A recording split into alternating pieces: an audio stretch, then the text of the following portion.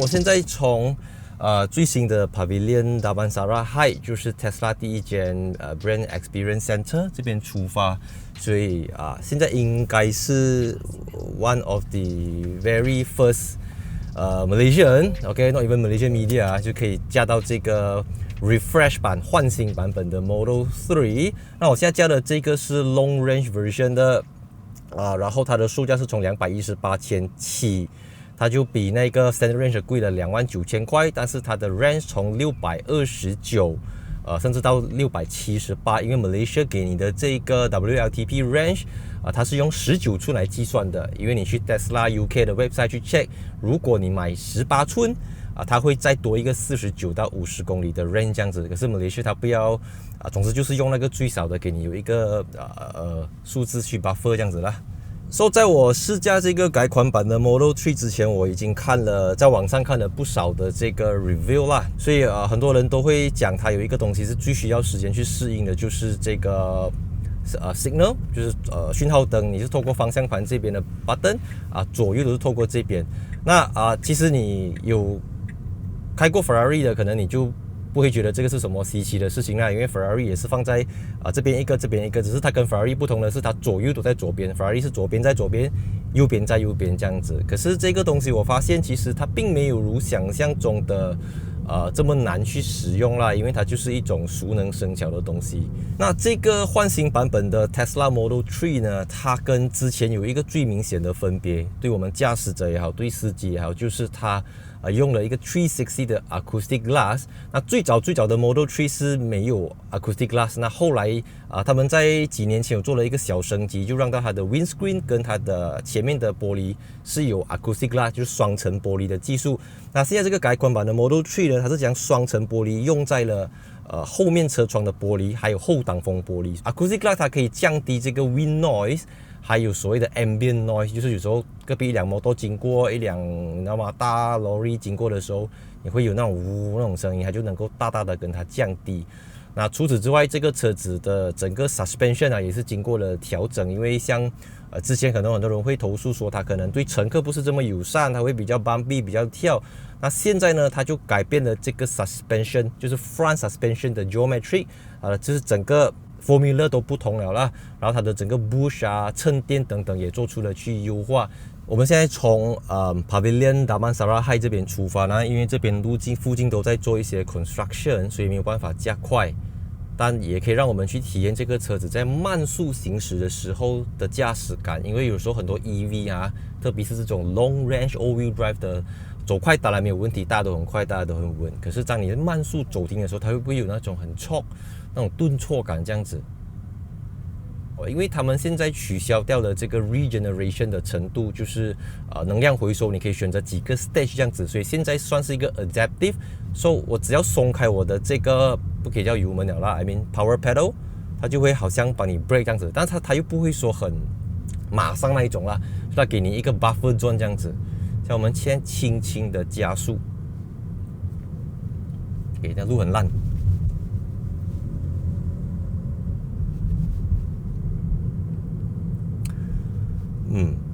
真的，它的这个 suspension 的加强真的不是数据上讲而已，你能够 feel 得到的。因为我在过去也 I mean 1个月至少会试驾几台电动车啦。Road Stripes，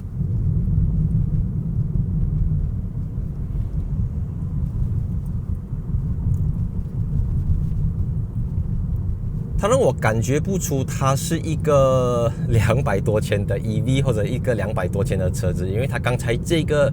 减震、过滤、路上税震的这些功夫，其实已经是有到 premium car 的 level， 你真的可以 feel 得到了。OK， 我现在故意去下这个，然后它的那个，你看隔壁有辆车经过，你会觉得它离你很远，哪怕那个车子在你旁边吧，你会觉得好像很有距离感。所以他们这个 isolation 做到真的是有一定的功夫。OK， 加速 ，OK brake， OK， 非常的自然。虽然是一个新车啦，应该才上路没有几百公里罢了。这台车子非常非常的新。OK， 我现在要切换 lane， 打 signal。OK， 当我打 signal 的时候呢，它这边会马上有给你一个所谓的 lane watch camera 啦，不是只有一个 side 啊，两边都有啊，我打左边也是会有，右边也是会有，我觉得这个非常的好，所以它不只是盲点警示，它是盲点侦测镜头，可以让你直接看到，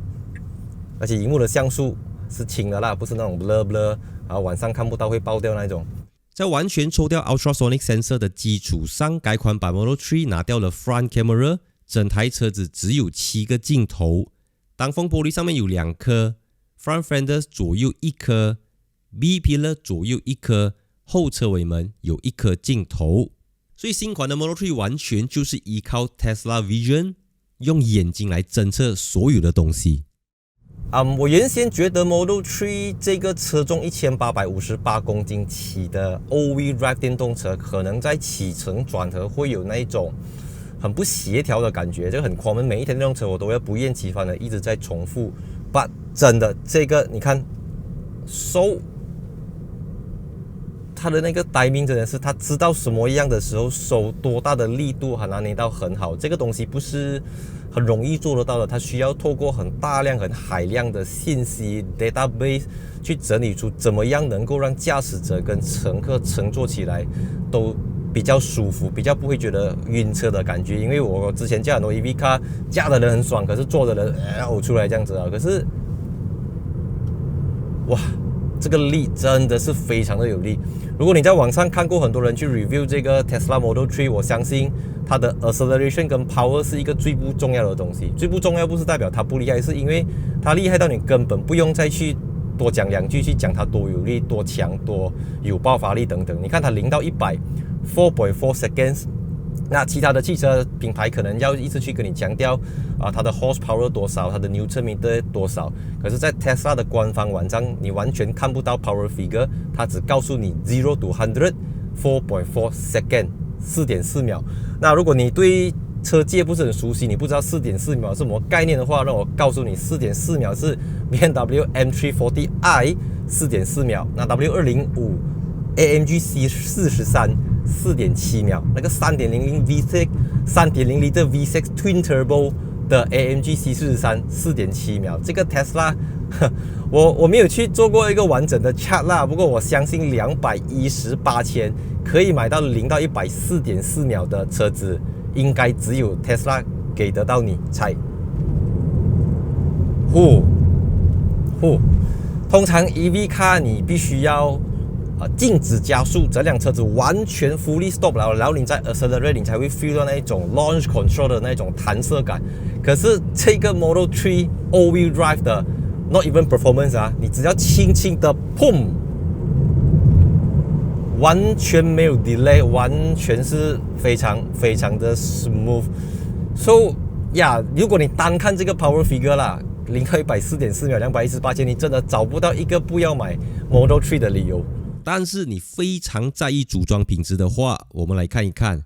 A pillar 这边还可以，那前后车门这边有一点参差不齐。C pillar 的公差就明显比较大。但话说回来上海 Gigafactory 的组装品质已经比其他地方组装的好很多了。那讲回上海这次的 Project Highland 改款计划几乎都是在中国进行，由 Tesla China 工程团队主导，所以你不要以为 Tesla 就是一堆美国白人在背后。在从前你知道吗？你要真的要买到现在啦，马来西亚你要买到350千、380千、400千，你才可以给得到这种 boom 一声就来的这种感觉。OK， 我们都知道 EV 很快很有力，但它会不会 corner 呢？这个也是很多人对 Tesla 最大的一个疑问。然后我在网上也收集了很多意见，很多人都觉得 Tesla 不是一个坐车的品牌，它不是一个像 Mercedes、BMW、Audi、Porsche 他们这么有经验在调教这个底盘。那我自己做的功课当中，我就发现到 Tesla 的 Vice President of Vehicle Engineering， 他叫 Lars Moravi。那他现在在 Tesla 已经做了超过10年。Before 他 join Tesla 之前呢，他是 Honda R&D North America 北美市场的这个 suspension 的 engineer， 然后他负责打造出2007年的 Acura MDX， 也就是 Honda 史上第一个 Active Suspension System 的这个创作者这样子啦。所以其实 Tesla 到底会不会做车这件事情，你不可以单看这个品牌。2003年、2007年，你要看它背后的工程师团队是哪一些人。所以你打开 Tesla 的这个 portfolio， 在 Tesla 工作里面的人，有人来自 Ford， 有人来自 Honda 啊。所以这些人他们有着 Tesla 的资源，然后他们有着很大量的信息可以去处理出调整出一套。你看我要打新了，这个我们打不到，要按这边。所以一开始真的要一点时间But it's OK。Even 它不是一个 active suspension 或者 air suspension 可是我都觉得这个 Model 3在你看它在处理这些东西真的是很有水准的。我必须老实讲，因为在国外上次他们在挪威做的国际媒体试驾，他们是让他们 back to back 试驾这个改款前的 Model 3跟现在这个最新的 Model 3，所以 back to back 你会更加明显的 feel 到。但因为 Malaysia 呢，严格来讲，这个只是 Malaysia 第一次 official 的 Model 3，所以我很难就讲以前的 Model 3怎样，现在的 Model 3怎样，所以我只是单凭这辆车子，我觉得很多东西它都是中上水准。I mean Tesla 它永远都会有处于两种情况，一个是 overrated， 一个是 underrated。所以我现在坐在这边，我必须要坐在中间，所以我觉得它不会太过 overrated， 它也不会太过 underrated， 因为你看得到的这些 acoustic glass， 你看我现在被一群摩托包围。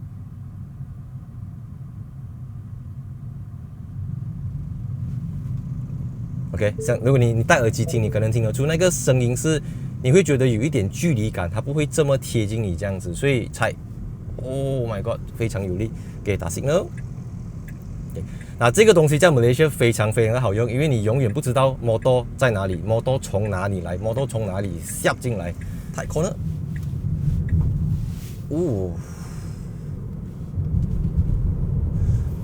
它的 steering feel 转向是偏向轻，偏向 soft。Of course， 它不是 BMW、Audi 那种硬邦邦，整个很 stiff 这样子，很容易驾啦。简单来讲，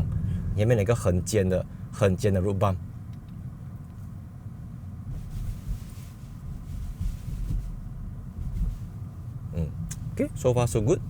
那如果你对 Model 3完全没有概念的话呢，Model 3顾名思义有一个 3， 它的直接的对手就是size 啦，BMW 3 Series， Mercedes C-Class、Audi A4 这个尺寸呢，因为它的轴距是2750个 mm， 比 G20 3 Series 和 W205、206 C-Class 稍微长一点点，不多。但是讲到宽度呢，它就会比C-Class 跟3 Series 来的宽，因为它的宽度已经超过了2000个 mm， 所以它是一个更加宽，然后稍微低一点点的车子。那我之前对这台车子最担心的就是它的 ground clearance 因为它的离地间隙只有138个 mm， 我担心它的底盘因为我上次加 EQE、EQS 很容易就混到车底，因为它的轴距没有超过2800到2900，所以即便你到很够力的蹲，其实它都 OK 的，所以不需要说真的很怕。当然，如果你真的很怕，你就买我的 Y 啦 ，OK。Tesla Malaysia 推出了最新改款版的 Tesla Model 3 ，Standard Range 从189千起 ，All-Wheel Drive Long Range 从218千起。那这两个价钱其实都包含了非常多的标准配备，但是我介绍的这个 Deep Blue 呢，需要另外给多5000块，然后黑色给多5000块。改款版新增了2个配色 ，Stealth Grey 星空灰7500块 ，Ultra Red 烈焰红11,000。那这个红色颜色更深，看起来更高级。那马来西亚 Model 3的基础色是 Pearl White 珍珠白，这个不需要加钱。中国市场的基础色是 Solid Black 纯黑色，珍珠白反正需要另外加钱。泰国市场也是这样子。那现在今天介绍的就是这个 All-Wheel Drive Long Range 的版本 ，WLTP 标准能够行驶629公里以上。那如果你用18寸，它可以去到678公里。那这一次非常非常难得，在车子发布了1天之后，我就有机会开着这个 Model 3上路试驾给马来西亚的观众看看，就是 Tesla Model 3在马来西亚的价钱可以算是全世界 Top 3便宜的。那我们就来看一看这个改款版的 Tesla Model 3到底做了哪一些的改变，然后它在市场上的一些定位、价钱、spec 等等。所以影片开始之前，我是戴主义，记得 follow 我的 Instagram account 来加 Facebook page。Let's move on。那作为一个改款版的 Model 3呢 ，Tesla 累积了过去6年的技术和经验，再结合客户的反馈，打造出一个更加完美的 Tesla Model 3。说车头造型方面呢，它比之前的 Model 3看起来更加的简单，像车头灯就设计更加的小，更加的像奥迪这样子啦。那种种就让到它的风阻系数从0.225 CD 降低到0.219 CD， 成为全世界应该可以算是 Top 5的这个风阻系数最低的。因为像这个 Porsche Taycan 是0.22， 奥迪e-tron GT 是0.24，另外一个还能够做到0.219的就是 BYD 的 Seal。所以这个0.219就能够让到它的整个空气力学效益提升了8%。在不改变电池大小、不调整动力输出的情况下 ，Model 3的续航里程增加约10%。所以你不要小看空气力学效益啊，底部这边也多了很多鲨鱼鳍片。然后下面有很多复杂的这些东西，它也跟它整合进去，这边就是一条这样子。然后车头灯也更加的锐利，更加的 sharp。Tesla Model 3是一个 Sport Saloon、Sport Sedan 的造型，然后在后面的地方就用了 Fastback 的这个造型，看起来更加的 sporty 这样子。那跟之前的 Model 3比起来是没有太明显的分别，最主要的变化就是它用了新的轮圈，现在标配是18寸的 Forton Wheels， 然后这个就是19寸的 Nova Wheel。那 Nova 其实就是新的意思啦，这个是新的 Nova Wheels。那它跟 Model Y 最大的差别就是，虽然轴距差不多，它是2875个 mm。Model Y 比它长19个 mm， 但是 Model Y 整个车身更加的高。还有一个不同的就是它的这个后车厢呢，它是这样子来开启的，因为它是一个 Sedan， 它是一个 Fastback， 可是它不是 Hatchback 啦。我的意思是，就好像 EQE 这样子啦。OK， 然后它的这个车门这边是没有凸出来的手把，它是隐藏式的车门手把。然后在上下车的时候呢，其实是比较低一点的啦，因为它不是一个 SUV 嘛。进去的话，车顶是比较低一点点的，因为它比之前的 Model 3车顶稍微降低了不少个 mm 这样子啦，所以我们现在来看一下它用的是什么轮胎。Malaysia 拿到的 Tesla Model 3是从上海的 Gigafactory CBU 整装进口到马来西亚。其实不只是马来西亚，目前全世界主要生产 Model 3就是在中国上海的 Gigafactory。那Malaysia拿到，如果你买19寸，它标配的是汉库的 Ion Evo 轮胎，这是一款 EV 轮胎。那如果你买到标配18寸，搭配的就是 Michelin 的 E-Primacy Tire。那这个 Nova View 呢，它是有好像双色调这样子的，然后它搭配一个灰色的刹车卡钳。那如果是 Forton View 18寸的，它是一个盖子可以打开来的，所以轮圈也不只是轮圈，因为它还要去强调它的 Aerodynamic。当然 ，of course 你买到这个19寸，它的续航里程就会跌，因为车子更加的重，需要花费更大的动力去驱动车子。那你讲舒服的话，我觉得18寸已经是够用了的啦。不过你讲好看，这个肯定比那个 Forton View 好看很多很多，但轮胎也比较贵啦。跟其他电动车不同的是 ，Tesla 的充电接口是放在副驾驶座后面，你轻轻按下去，它就会打开。所以两款 Tesla Model 3都支援11 kW 的 AC 慢充。然后 Standard Range 是170 kW DC， 你要买到 Long Range 才有250 kW 的 DC 快充。所以作为 Tesla 的车主，你就可以去使用 Tesla Supercharger。该款版 Model 3用了一个全新的 C 字形车尾灯设计，让它看起来更加的 aggressive， 更加的有侵略性。我自己觉得是比较的有塑形这样子，不像之前圆圆这样子太过圆润。然后当你打开后车尾门的时候，它整个车尾灯都会跟着一起升起来，这边没有留下半点东西，这个跟之前有一点不同。说把 Power Tailgate 关掉的话，然后后面同样是整片从后挡风玻璃一直连接到车顶，是一整片东西来的。所以 Tesla 呢说这个改款版的 Model 3跟改款之前用了超过 50% 的全新部件，所以它虽然是一个 Mid-Life Cycle 一个中期改款，但它改的东西可不只是像一般的小改款这样子去改，从车头、车尾还有里面都做了非常多的优化跟升级。除了 C 字形车尾灯之外，我自己非常喜欢它在 rear bumper 这个地方呢，用了这个一整片的这个防刮材质，它让车子看起来更加的低，更加的像一个 performance 版本。即便目前 Tesla Malaysia 只提供 Standard Range 跟 Long Range All-Wheel Drive。Performance 版本的改款版 Model 3目前还没有消息，不过我相信那个可能过后会有给你 Carbon Fiber 的这个 Rear Spoiler， 就好像 Model Y Performance 这样子啦。不过综合来讲，我觉得这个 Model 3的车尾造型是很多人都能够去接受它的。行李箱空间官方数据有682公升，我觉得就是一般的 compact sedan。然后你打开这边过后，地板底下有一个非常深的，所以我觉得它虽然不像 Model Y 有这么大的行李箱空间，不过就这个轴距的车子来讲，我觉得 Model 3绝对够你日常使用了的。如果后车厢不够用，前面还有 frunk。我昨天第一次看到这个改款版 Model 3的时候呢，我的 first impression 就是哇，车顶很低，然后这个车也很低，要上下车哦，不像 Model Y 那么从容，懂吗？一下就爬上来。OK， 关门。OK，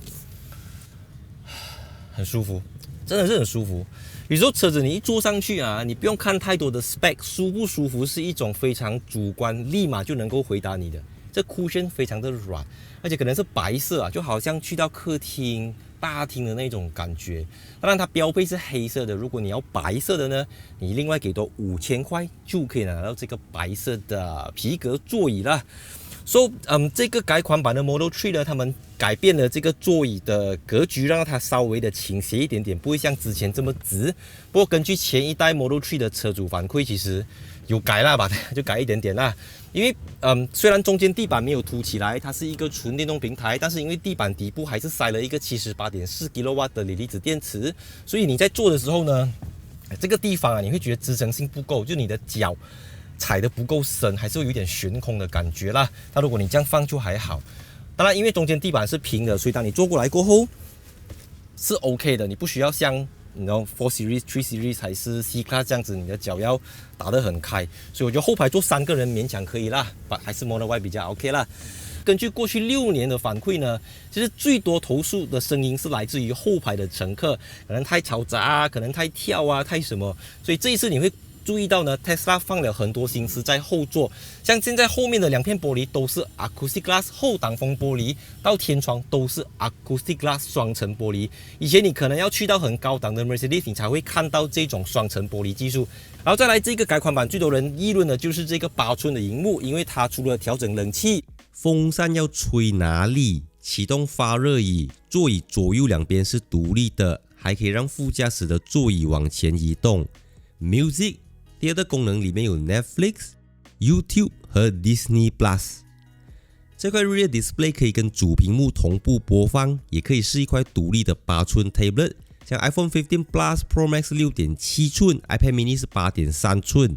大概就是这个尺寸。但有时候你坐这样高你要这样子看荧幕，没有人这样子看手机的嘛，所以欢迎分享你对这块8寸 Rear Display 的看法。车顶同样是 Acoustic Glass， 能够吸收 99% 的紫外线。如果你对它没有信心，可以等 Tesla Malaysia 的原装上线。像 Model Y 的这一整片是570块马币。你跟它保持一个安全距离，是你不会 feel 到这么热的那个热黑不会这么容易传下来啦。因为它其实这个玻璃里面已经做了 Ultraviolet 这个防 UV 的东西，所以我觉得在隔热方面是 OK 的。那你说阳光大的话，你看这样看的画面其实它已经是很丁特了，差不多是很黑那种很黑了的。那再来的就是它的椅子同样有照顾到你的便利性啦。所以它虽然不是个 hatchback 60/40，然后它的 armrest是整个下来2个杯架，只是呢它会有点松这样子啦，很多是直接躺下来的嘛，也好啦，它的高度比较高。所以整体上我会建议你，如果你要买 Model 3，一定要加这个5000块，不管它容不容易清理，容不容易保养。这5000块不能省了，因为真的这个5000块可以让你从一辆很普通的电动车升华到一个很ADAS很 premium 的白色皮革座椅。我们现在就去看它的重头戏。根据非官方统计，只要我拿蓝色的车子就会出现这样子的天气状况，包括 Tesla 的 Deep Blue。改款版的 Tesla Model 3呢，整个方向盘可以说是焕然一新，没有一点异样的地方。中间 Tesla 的 logo 变成这个 TESLA 刻进去的 Tesla 字样。再来最明显的就是后面2个怀档跟拨杆，它们抽掉了。讯号灯是透过这2个按钮，左边跟右边。那雨刷的话也透过这个按钮。那最重要的 PNRD 呢，就整合进去荧幕里面。当你踩刹车的时候，你往前滑它就是 D，你往后退，它就是 reverse。如果你要 neutral，你就长按，它就变成 neutral。如果你要 P， 你按下，它就会进入 P。那万一你不习惯用这个东西，或者是你突然间手忙脚乱，举头，这边就有一排按钮，你可以透过这边去按 D、N、R 跟 P。然后很多人最经常要按的这个 double signal hazard light 也是透过这边，你按下去，它就可以启动你的这个所谓的 double signal 这样子。那再来呢，你透过这边可以看得到，它现在这个新款的 Model 3是从14个 speakers 升级到17个 speakers with 2个 subwoofer、2个 amplifier。不过这个只限于 long range。那如果你买到 standard range 的话，它是只给你9个 speakers 跟1个 amplifier。Which means long range 这边有2个 subwoofer。Standard 版的没有 subwoofer， 这边用一个吸音布料盖上去，车门板上面的圆形 speakers 在 Standard range 上面也看不到。这个东西是不能够附加选项的啦，所以你一定要买到 long range all-wheel drive， 你才有很好的音响系统。那其实即便是9个 speakers 都比同价位的德系品牌 BMW、Mercedes 的音响还要好很多。那再来呢，这个改款版的 Model 3呢，也增加了这个 Ambient Light 氛围灯，而且它不是直的，它是环抱式有弧度的这样子，你可以透过这边去选择多种的颜色，也能够提升车子的这种 ADAS 的是这样子啦。那再来，这块荧幕呢也稍微加大，从15寸到15.4寸，最主要是因为它把这个 bezel 这个边弄得更加的细，就好像最新的 iPad、最新的 tablet 手机这样子，把边框做到细，就能够增加荧幕的这个能见度，可用面积更大啦。那除此之外呢，它的 brightness 也更加的亮，然后 responsive 反应等等更加的 sensitive。Tesla 也去加快了这个 WiFi 连接的速度，还有提升了蓝牙的使用速度。就以前蓝牙只可以透过这边的那个 speaker， 现在有2个都有，所以你在开车用蓝牙讲话的时候，它的音质速度更加的清晰，不会再有 delay 等等。然后这块荧幕同样是可以看 Netflix Disney Plus 等等，跟后面这个一样。但是 Tesla 不支援 Apple CarPlay 和 Android Auto。内建 Google Map 为基础的导航地图，也有 Spotify 等 Music Streaming 的 App， 所以还好。它在所有功能，包括开 Bonnet、开 Glove Box 都在荧幕里面完成。然后这边有2个无线充电器。然后以前 Tesla 的不是以前Model Y 呢，它的车钥匙是这样子的嘛，你需要放在这个地方才可以去启动车子。那现在是把这个 Key Card 放在 Wireless Charger 这边，这边有一个USB Type-C 的接口，后面有2个，那它支援65瓦的 USB-C， 所以65瓦已经可以给你 charge 你的 MacBook 了。因为你去买一个 MacBook Air，你去买它的200多块的那个插头也是35个瓦而已，所以65瓦是非常非常的快。那再来呢，这个改款版的 Model 3它用了 perforated seat， 就是这个打孔的座椅。那它打孔不只是美观而已，因为它是前面是有通风椅跟发热椅的，所以可以透过那个孔去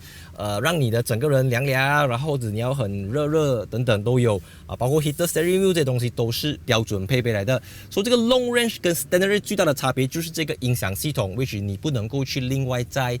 附加选项这个东西。所以整体上呢 Tesla 它不只是增加了这些 features， 它也把原本的一些材料替换掉了，就是它用了更多能够吸收噪音的材质，因为这些东西它不只是美观而已。所以就我第一次看到新款 Model 3的 first impression 非常非常的好，它真的不像是一个从189千起的一台车子。我知道很多人对 Tesla 有很多的偏见，有很多的针对，很多的这个那个，可是相信我，这个改款过后，真的让很多国内外国际的车评都获得一致的这个好评啦。当然有些东西，比如说没有 signal 后面这个荧幕是不是实用，还是值得探讨的。当然你问我的话，我觉得有 Head-Up Display 更好啦。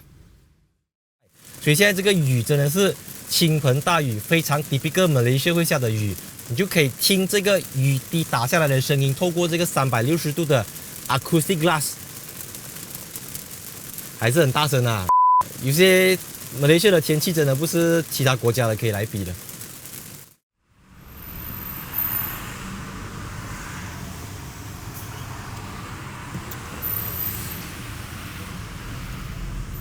Right， 我们现在刚刚到了一个 toll booth，we say 3, 2, 1, go。we say 3, 2, 1, go。So 刚才我在这个系统里面也是有看到，它不只是当然 region 是 fix 的啦，但是你可以在它的这个pedal 跟 steering 这边去 adjust， 因为 acceleration 你可以选择 chill 和 standard， 所以当你选择 chill 的时候，你很大力的踩。这个对乘客就比较 friendly 啊，它不会这样，你知道吗？不会这样有爆发力。那如果你 standard 的话，它就真的是很爆发力啦。然后 steering mode 你可以选择 comfort、standard 跟 sport， 所以你是可以把它调整到 sport 的 steering， 那你就会有好像在真的是驾 sport car 的这种感觉。所以这个是 OK， 至少还有东西可以调整，不是说完全的 automatic 这样子。我觉得这个 Model 3跟我原先预期中有一个最大的不同是它的 body roll control 非常的好。因为虽然1858公斤已经比同样轴距的这些汽油的车子还要重很多，200-300公斤，但如果你用 EV 来看的话相同尺寸的，比如说i4 Grand Coupe 呢，他们都在2100公斤以上，2100到2200 long range 的大概2300公斤也不出奇，所以 Tesla 能够把它控制在1858公斤，其实是非常厉害了的啦。而且在不损失掉车子刚性的情况下，尽量的去让它的这些 component 让它更好的去整合。当然对Tesla来讲，它可以降低这个生产的成本。那对乘客来讲，对驾驶者来讲，你的车子轻了200-300公斤。对于轮胎的负担，对于车子的这个悬挂系统的负担也相对来的小。另外还有很多人有一点疑惑的就是呢，因为 Tesla Malaysia 是提供了一个16000块的 Enhanced Autopilot， 还有一个32000的 Full Self Driving， 所以就让他们有一个错觉，觉得你买到 Tesla 你没有给这个16000是没有 Autopilot 的。其实不是即便你没有加那个 Enhanced Autopilot， 它都已经有非常齐全的 Autopilot， 像我该示范的 Blind Spot。你要跟车所谓的 Adaptive Cruise Control， 全部都是在车子里面了的，不管你买到 Standard Range 还是 Long Range 都有标配给你了的。那因为这个车子来到马来西亚，其实在全世界我们马来西亚可以算是东南亚首发，然后在全世界很少地方可以拿到这个最新版的 Model 3， 因为马来西亚的交车 period 是 End of 2023，就是我们的第一批车主可以在2024年1月1号前就可以看到或者碰到他们的车子了啦。那还有什么详情你想要了解，也可以欢迎查询我，可以再回去 Tesla Malaysia 找出一些答案这样子啦。因为我们说空间这种东西，你还是要看车的啦。我讲 video 你没有办法去 imagine right？ 给 corner。我不夸张的讲其实 based on 我之前驾这个 BMW i4 eDrive 4D 的 experience， 我觉得。我知道 BMW 有 Iconic Sounds Electric， Mercedes 有 Sounds Experience， Tesla 什么声音都没有。把什么声音都没有，其实也不是一件坏事啦 ，right？ 所以喜欢影片记得分享、按赞、订阅 follow 我的 Instagram account。还没有订阅 YouTube 频道的，也欢迎 subscribe 我的 YouTube 频道。我再注意我们下期影片见。And 3, 2, 1 cut。